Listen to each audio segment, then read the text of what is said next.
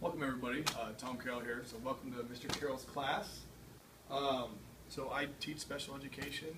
I do Essentials of Algebra, 2 sections of that, 1 section of Algebra, and 1 section of American Studies, 1, so U.S. History at the 11th grade. I'll go ahead and start off by just kind of talking first about how I assign my students seats. I start the year off letting them choose where they'd like to sit. But what I found over my first couple of years is it's one of the ways that I kind of start off where I give them respect and show them, adulthood and show them that I'm going to treat them like adults in class. But once they lose that respect and once they start, showing me that they can't stay focused on lessons, that's when I generate my own seating charts. So at the moment, I do have seating charts in each of my classes, and they change every 6 weeks. So they get a chance to work near and with new peers throughout the course of the year. As you can see, my classroom is set up in rows, which isn't necessarily my ideal, but I have found for especially like direct instruction, when I'm using the technology of the DocCam here, that it does support students' attention and focus. I currently have a range of 15 or 16 to about 25, 26 students in each of my classes. And the way I design my seating chart is I've got them all in these first 3 rows. And the purpose of that is proximity and making sure that when I am doing my direct instruction on the DocCam or when I'm at the whiteboard, that they're all as near me as possible. And I can kind of keep tabs on what everyone's working on while I'm in the front. So yeah, the rows are ideal for direct instruction when we're going over new subject matter. But as you can also see, I do have, scattered throughout the room, different little workstation tables for the students to work. And generally speaking, on longer block days, we'll do some group activities. And same thing when it comes to groupings, I usually allow the students at the beginning of the year to choose their groups, and then I have to become more structured if they kind of abuse that responsibility.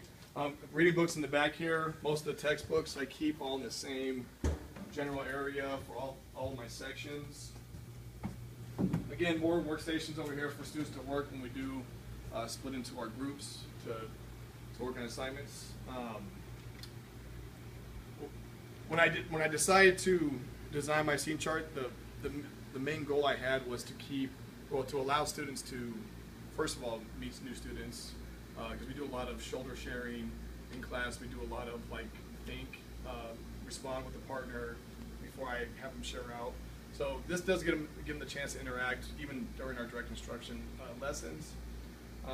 But generally speaking, I try to do my best to give students a chance to associate themselves with other students, ones that they're not as familiar with.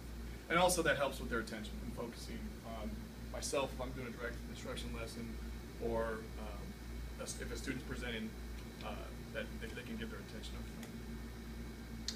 So all my students in the class have an IEP, so obviously I have to be aware of all their modifications at all times. Fortunately, through our Synergy program on our attendance, I'm able to access all their IEPs, including their accommodations, modifications, and I keep those in mind when assigning tests, assignments, even discipline, behavior, and things like that. So it's kind of a nice segue into my behavior management plan. I have it's not so much structure that you would see in a general education class, because the needs of my students are all very different. Some require simple redirections from time to time. Others require, more attention for myself, more communication with parents, also with their caseload teachers or managers, all the way up to the administrators.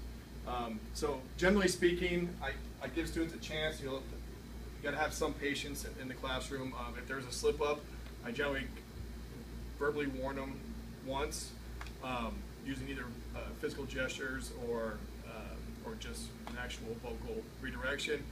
Anything beyond that, I get parents involved through phone calls, and we go. Luckily for myself and my students, I haven't had to go past phone calls with parents at this time of the year, and as well as last year. So, and not to get on a soapbox, but I think a lot of that has to do with the rapport you set with the student from day one. And I feel that every day I interact with each and every one of my students, and I do everything I can to make those interactions as positive as possible. So usually a redirection is all it requires in my class. So I talked about the 6-week changes in the classrooms, but just looking again at the classroom layout, again you see the direct instruction in the front. If you notice, looking around the walls, I have a lot of the students' work, just to promote pride in what they've accomplished. A lot of the posters you see are jigsaw activities that we do. Well, they work in at different workstations in different groupings. Some of the other posters we have, these are kind of more formative assessments and kind of anticipatory assessments where I'm trying to figure out what they know about different themes and different units, and then we come back and revisit them as we address them. So on the top, they fill out what they think they know about something. On the bottom, it's when we go back and this after what we learned. So again, you'll always see a lot of my students' work on the boards, and just ideas for promoting pride and what we accomplish. And they know since it's going up, they tend to want to put a little more effort into it. Let's see. Safety issues.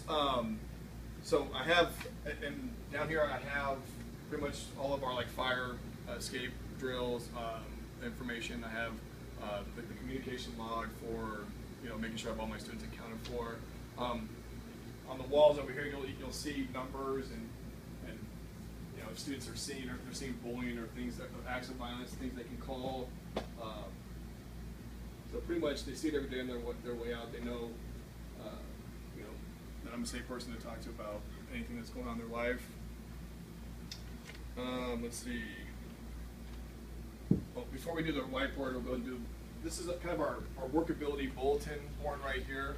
So one of the great things about special education at the high school level is the students have a lot of services that are generated in order to get them familiar with working in the outside world beyond just their academic content. So this is all just information that our workability program, our transition services, anything like job postings or what to wear to interview questions, things that can help our kids more in the social aspect.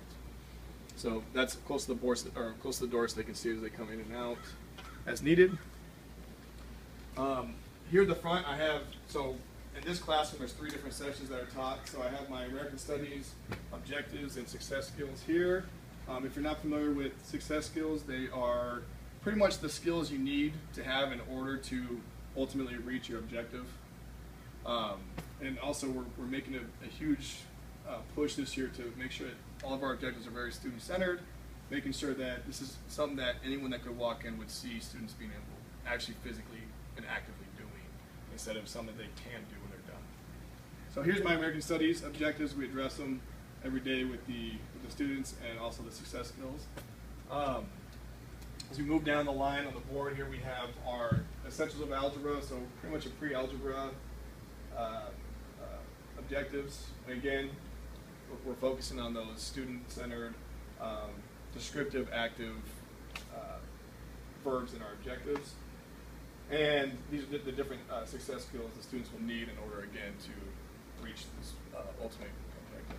So I won't bother you again with the algebra, but same thing down on the algebra side over there.